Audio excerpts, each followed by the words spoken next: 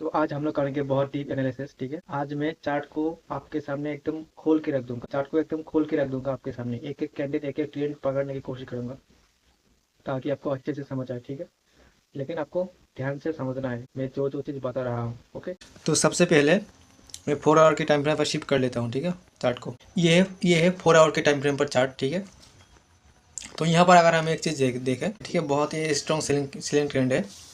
उसके बाद एक बाइंग आया, उसके बाद फिर एक सेलिंग आया रिट्रेस करने के बाद। ठीक है, उसके बाद फिर से यहाँ पे एक बाइंग आया, और अभी जो ये सेलिंग आ रहा है, पता ही है कौन सी सेलिंग है? ये है, ये वाला सेलिंग यहाँ पे आ रहा है यहाँ पे। लेकिन आपको मैं एक चीज़ बताता हूँ, ये जो सेलिंग का हाई है, ये इसका लास्ट कोशिश है। ये जो सेलिंग आपको दिख रहा है, ये इसका लास्ट कोशिश है कि इसको नीचे की तरफ लेके जाए। लेकिन अभी ये नीचे की तरफ जो लेके जा पाएगा, इसका कंफर्मेशन बहुत ही ज़्यादा कम है, क्योंकि इसको अगर नीचे लेके जाना होता सेलिंग साइड में, तो ये इतना ज़्यादा नौटंकी नहीं करता। बायर्स अटैक करके इसका जो शक्ति था यहाँ पे, ये यहाँ पे ख़त्म हो गया। ख़त्म मतलब कम हो गया। तो अगर सेलर्स का शक्ति अगर कम हो गया, तो बायर्स को एक एटम मारने चाहिए अपसाइड के लिए। तो उसके लिए बायर्स के लिए सबसे बेस्ट जगह होगा यहाँ पे। बायर्स को एटम मारने के लिए सबसे बेस्ट जगह होगा यहाँ पे, इस जगह पे, क्योंकि यहाँ से अगर बायर्स ट्राई नहीं मारा, तो फिर सेलर्स फिर से अटैक कर देगा और इसका लो भी ब्रेक कर देगा। तो जहाँ तक मुझे दिख रहा है कि बायर्स इतनी जल्दी अपने हाथ नहीं हटाएगा।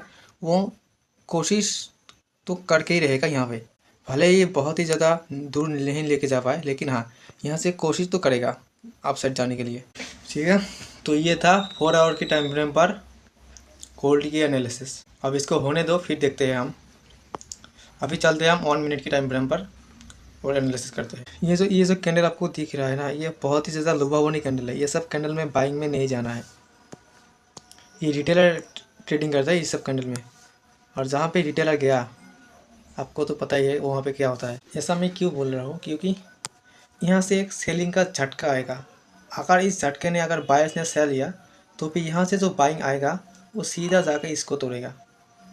ठीक है, लेकिन उससे पहले यहाँ पे जो भी झटका आएगा सेलर का, जो भी झटका यहाँ से आएगा सेलर का, अगर बायर चाहता है कि मैं मार्केट को ऊपर लेके जाऊँ, तो भी उसको यहाँ से पुश करना पड़ेगा अपसाइड के लिए, क्योंकि यहाँ यहाँ इसका जो झटका है कम से कम यहाँ तक तो आएगा। लेकिन अगर बायर्स इंटरेस्टेड रहा, तो उसको यहाँ से लेके जाना पड़ेगा अपसाइड के लिए। ठीक है, तो इसको याद रख लो। अगर इस सेलर का झटका अगर बायर्स ने सेल लिया, तो फिर ये जो बायर्स है, वो सीधा मार्केट को यहाँ से उठा के इस हाई को ब्रेक कर देगा।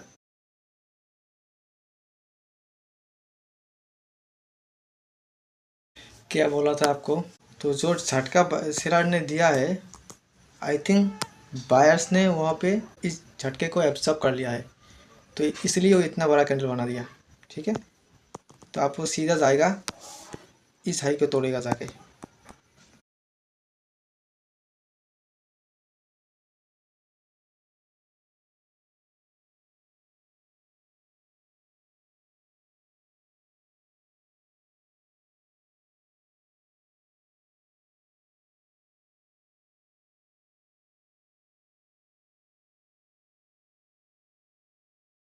ये बायर बायर का ये लास्ट कैंडल है कि जाके इसको टच कर दे।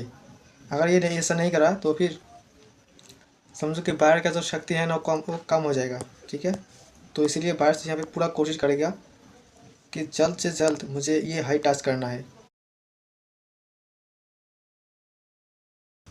तेरे लिए क्या बोलूँ मैं अब?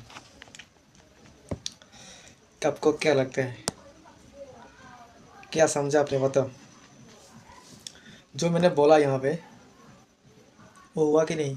बिल्कुल एक एक कैंडल बताए आपको, एक एक कैंडल कैसे जाना है। अगर इसको नहीं जाना तो क्या करना पड़ेगा, अगर इसको जाना होगा तो उसको क्या एफर्ट लगाना पड़ेगा, सब कुछ आपको बता दिया।